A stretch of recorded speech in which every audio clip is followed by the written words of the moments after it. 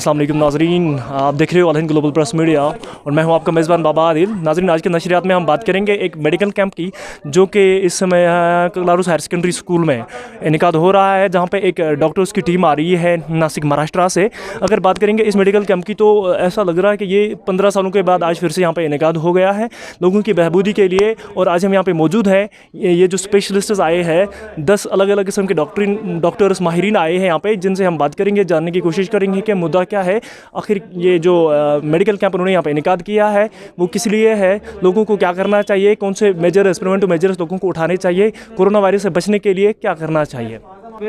हमारे साथ अभी जुड़ चुके हैं एक माहिरीन, एक स्पेशलिस्ट डॉक्टर। आइए जानने की कोशिश करेंगे उनसे कि आखिर क्या वजह है कि उन्होंने यहाँ पे आज 15 सालों के बाद फिर से यहाँ पे एक मेडिकल कैंप इनेकाद किया है। फिर क्या है ये जो मेडिकल कैंप आपने यहाँ पे इनेकाद किया है, इसका मुद्दा क्या है, मकसद क्या है। और तो हम लोग सारे महाराष्ट्र के डॉक्टर्स हैं। तकरीबन जब हमने शुरू किया था, बुकिंग किया था, तो हमारे टीम में 60 डॉक्टर्स थे। लेकिन आप जानते हैं कि महाराष्ट्र में कोरोना की बीमारी बहुत फैली हुई है, इसलिए हमारी टीम थोड़ी सी कम हुई। यहाँ पर भी कोरोना थोड़ा सा बढ़ने लगा है और पूरी भारत में कोरोना के केसेस बढ़ने लगे हैं। तो इसमें 3 चीज़ें ध्यान में रखनी है कि मास्क पहनना है, अगर बाहर तुम जा रहे हो और वापस घर में आ रहे हो या किसी अनजान चीज़ से तुमने हाथ लगाया तो आपको सैनिटाइज़र का इस्तेमाल करना है, और 6 फीट का अंतर रखना है। तो ये पूरे ग्लोबल में यही करना है।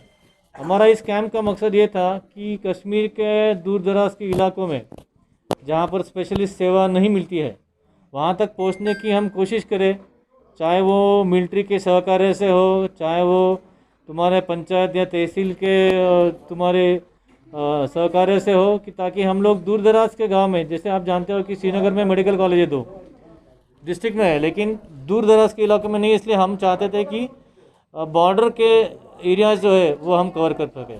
सर, मेरा दूसरा सवाल जो आपसे है सर वो ये है कि अगर सबसे पहले मैं आपको बताना चाहता हूँ कि जो अवाम है उनको ये नहीं पता है कि अभी भी लोग गफलत में है कि कोरोना वायरस है क्या।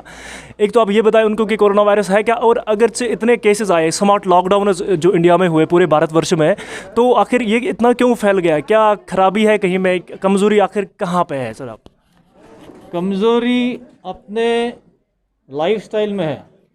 जब ये समझो कि ऐसी प्रकार की महामारी अक्सर 100-150 साल में एक बार आती है। आपने सुना होगा, पढ़ा होगा कि 100 साल पहले ऐसी प्रकार की एक बीमारी आ गई जिसको फ्लू कहा था, और उसमें काफ़ी सारे मौतें हुए। इस बार का जो वायरस है बदनसीबी से बहुत विरुलेंट है, यानी बहुत जल्दी से वो स्प्रेड होता है, एक से दूसरे आदमी को पहुंच जाता है। समझो कि पहली केस जो चाइना में दिखाई दी, उसके बाद 2 या 3 महीने में पूरी दुनिया में हर देश में उस बीमारी की जड़ें दिखाई गई थी। इस बीमारी में इम्पॉर्टेंट चीज़ क्या है कि वैक्सीन वेनिंग होता है। जैसे बहुत जब कम केसेस होते हैं तो अपने को लगता है कि हम लोग जीत गए और वायरस हार गया, और फिर हम सारा कुछ ओपन कर देते हैं, हमारा व्यवहार शुरू हो जाता है। हम लोग मास्क नहीं पहनते हैं, शादियों में जाते हैं, फंक्शन में जाते हैं, स्कूल शुरू हो जाते हैं, और फिर वो वापस जब आता है तो भीड़ में जल्दी स्प्रेड हो जाता है। इसलिए उसमें वैक्सीन वेनिंग दिखा दिया है। इसलिए फर्स्ट वेव, सेकंड वेव, जैसे इंडिया में अभी सेकंड वेव चल रही है, थर्ड वेव शायद अगस्त एंड में या सितंबर में आने की आशंका है। तो थर्ड वेव सितंबर में क्यों आएगी कि महीने 2 महीने में थोड़ी सी ये केसेस कम होने लगेंगे, क्योंकि हम लोग एक दूसरे का ख्याल करेंगे। एक दूसरे का ख्याल है माने हम लोग एक दूसरे से दूर रहेंगे। हमें अभी क्या है, शरीर से दूर रहना है और मन से सबके साथ रहना है, पूरे देश के साथ रहना है। पूरे आवाम में खास करके अपने जो 60 उम्र से ज़्यादा लोग हैं, या फिर जिनको डायबिटीज़ है, कैंसर है, बीमारी है, दमा की बीमारी है या हार्ट की बीमारी है, उन लोगों में ज़्यादा तकलीफ़ होने की शक्यता है। इसलिए उनसे ज़रा ज़्यादा ख्याल करना ज़रूरी है। कोरोना जो वायरस है, कोरोना वायरस कोविड-19, ये जल्दी फैलता है और जल्दी ठीक भी होता है।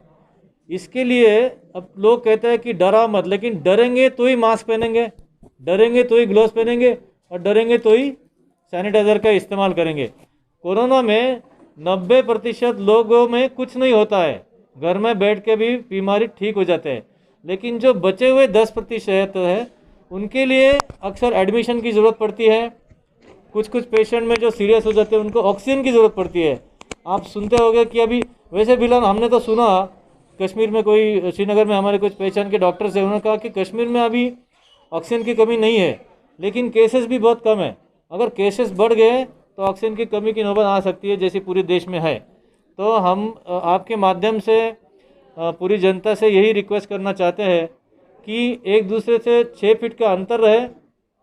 चाहे आप बाज़ार में सब्जी ले रहे हो या दुकान से अनाज ले रहे हो, 6 फीट का अंतर रहे। अभी हम दोनों ने अगर मास्क पहना है तो हम दूसरे को कोरोना होने की शक्यता 95% नहीं होगा। लेकिन हम दोनों में से किसी ने एक ने भी मास्क अगर कम कर दिया, मतलब निकाल दिया, तो कोरोना ट्रांसफ़र होने की शक्यता ज़्यादा है। तो यही अपने को तकरीबन साल 2 साल रखना है। साल 2 साल में जो कोरोना का वायरस का विरलेंस है वो कम हो जाएगा, और शायद मैं आशा करता हूँ भगवान की कृपा से कि 2-3 साल में शायद हम लोग वापस एक दूसरे से गले मिल सकेंगे बिना मास्क के। तो सर जो वैक्सीन है, लोगों को बहुत सारे डाउट है, शक है वैक्सीन के कि वैक्सीन क्या कंपलसरी है या वॉलंटरी है करना है, और किन को करना है किन को नहीं लेना चाहिए वैक्सीन। अब थोड़ा लोगों को ये बता दीजिए सर। तो वैक्सीन काफ़ी ज़रूरी है, हालांकि पूरी दुनिया में किसी ने वो कंपलसरी नहीं किया है। इसका कारण ये है कि कोई लोगों को वैक्सीन की एलर्जी हो सकती है, इसलिए कंपलसरी नहीं बना सकते। लेकिन जैसे मैं खुद या हमारे सब डॉक्टर लोग हैं, हम लोग सब वैक्सीनेटेड है, हमने वैक्सीन ले लिया, हमारा पहला शॉट दूसरा शॉट भी हो चुका है, और हमारे बदन में अभी एंटीबॉडीज आ चुकी है। 2500 तक का हमारा एंटीबॉडी है।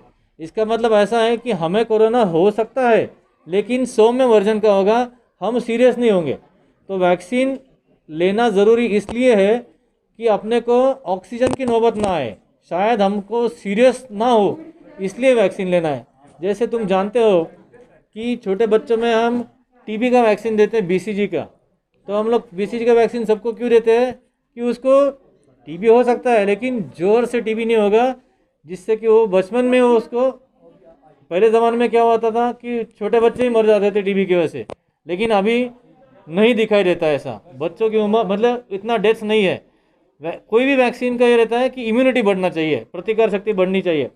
तो वैक्सीन लेना ज़रूरी है, लेकिन उसमें भी थोड़ा सा ध्यान रखना है कि 60 की उम्र के जो लोग हैं, जिनको डायबिटीज़ है 45 से 60 में, उनको तुमने प्राधान्य क्या बोलते तुम, मतलब पहले उनको देना चाहिए, और यंग को थोड़ा सा पीछे रखना चाहिए। पहले वल्नरेबल पॉपुलेशन कवर कर लो। सर एक आखिरी सवाल है मेरा आपसे कि जो लोग हैं वो कांप उठे हैं, डर रहे हैं कि जो कोरोना आक्रमण हो रहा है अभी, उनको आप क्या मैसेज देना चाहते हो कि आखिर अगर वेंटिलेटर्स नहीं, ऑक्सीजन की जो सप्लाई है वो कम होगी, लड़ना कैसे है कोरोना से? कोरोना से तो सबको मिलके लड़ना है, एक दूसरे में मन से एकत्र होना चाहिए, मतलब एकजुट होनी चाहिए, लेकिन शरीर से दूर रहना चाहिए। 6 फीट की दूरी, मास्क और हाथ को साफ रखना, क्योंकि यही हाथ से हम नाक खुजाते हैं, आँख खुजाते हैं, खाना खाते हैं, उसमें वो अंदर जाता है, इसलिए वो करना है। और लड़ना तो सभी को पालना है, ऐसा नहीं कि इसने नियम पाला और मैंने नहीं किया। हम दोनों ने अगर सब एहतराज बरकरार रखा, सब नियम को फॉलो किया, तो कोरोना से लड़ जाएंगे। हम ऑक्सीजन से, डॉक्टर सिस्टर से और दवाई से कोरोना को नहीं हरा पाएंगे। पूरी दुनिया में आपने देखा है, बड़े बड़े देश हार गए। क्यों हार गए? क्योंकि एक डॉक्टर बनने में 8 साल लग जाता है, एक सिस्टर को तैयार करने में 3 साल लग जाता है। ऑक्सीजन भी कितना भी बढ़ाओगे, लेकिन कोरोना सभी को हो सकता है। इसलिए इतने सारे अपने जो पॉपुलेशन है, उसके लिए अपने देश के रिसोर्सेस फुलफिल नहीं हो गए। हर एक देश ने लड़ाई लेनी चाहिए कि मैं खुद सैनिक हूँ, मुझे कोरोना से बच के रहना है। तो बचाव ज़रूरी है। बीमार होने के बाद सारा सिस्टम तो गवर्नमेंट के पास है, अस्पताल है, डॉक्टर से, लेकिन वो काफ़ी नहीं हो सकते हैं। ये चीज़ टाइफाइड नहीं है, ये मलेरिया नहीं है, ये कोविड है। इसलिए थोड़ा सा डरो, थोड़ा सा घर में रहो, और अपने माँ बाप का ज़्यादा ख्याल रखो। जिनकी उम्र 50 के ऊपर है, 60 के ऊपर है, उनसे ज़्यादा तुम उससे मिलो ही नहीं, दूर रखो, ताकि अपने से उनको ना हो जाए। बहुत बहुत धन्यवाद सर ने एक बहुत ही अच्छा पैगाम, एक बहुत ही अच्छा मैसेज आवाम को दिया कि हमें कैसे लड़ना है, डरना नहीं है, बल्कि हमें एक होना, मतलब एकता होना है, एक मिलकर, सब एक को मिलकर जो है वो कोरोना से लड़ना है। तो आप बने रहे हमारे साथ और देखते रहिए अल हिंद ग्लोबल प्रेस मीडिया। दीजिए अपने मेज़बान को इजाज़त। अल्लाह।